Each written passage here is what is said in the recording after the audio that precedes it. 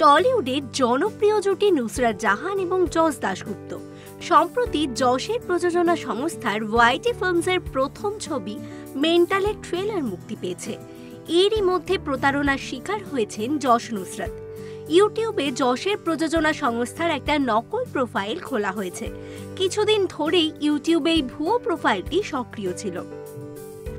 যশের কাছের মানুষদের মাধ্যমে এই কথা জানতে পারেন যশ। সম্প্রতি মেন্টাল ছবির গান প্রকাশ্যে আসে, তারপর থেকেই এই ভুয়ো প্রোফাইলেও একই জিনিস আসতে থাকে। ভুয়ো সেই চ্যানেলে ছবির ট্রেলার প্রকাশ করে দাবি করা হয় এই প্রোফাইলটি যশের প্রযোজনা সংস্থার আসল ইউটিউব চ্যানেল।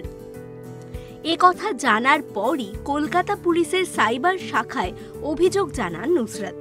পুলিশ দ্রুত ব্যবস্থা নিয়েছেন এবং রাতের মধ্যেই বন্ধ করে দিয়েছেন ফেক প্রোফাইলটি।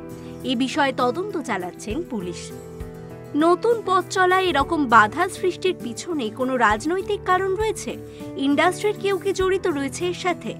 এই বিষয়ে নুসরাত বলেন, আমাদের ইন্ডাস্ট্রি একটা ছোট পরিবার। আমাদের নিজেদের মধ্যে মনোমালিন্য বা মতের অমিল হতেই পারে, কিন্তু আমরা সব সময় পরস্পরের কাজ ভালো নজরে দেখি। তাই এটা ইন্ডাস্ট্রির কেউ করেছে বলে আমার মনে হয় না। সাইবার ক্রাইম শাখাকে এই ঘটনায় দ্রুত পদক্ষেপ করার জন্য ধন্যবাদ। এ বিষয়ে যশ বলেছেন, আমার মনে হয় এটা একজন দক্ষ হ্যাকার বা ট্রোলারের কাজ।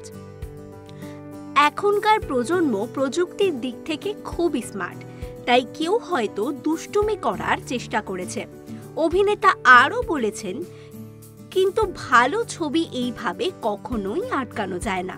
আর বাচ্চারা দুষ্টুমি করলে বড়রা জানে তাদের কিভাবে শাসন করতে হয়।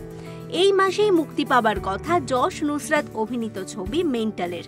এরকমই আরও অনেক ভিডিওস দেখার জন্য নজর রাখুন আমাদের চ্যানেলে, আর পাশে থাকা বেল আইকনটি ক্লিক করতে ভুলবেন না।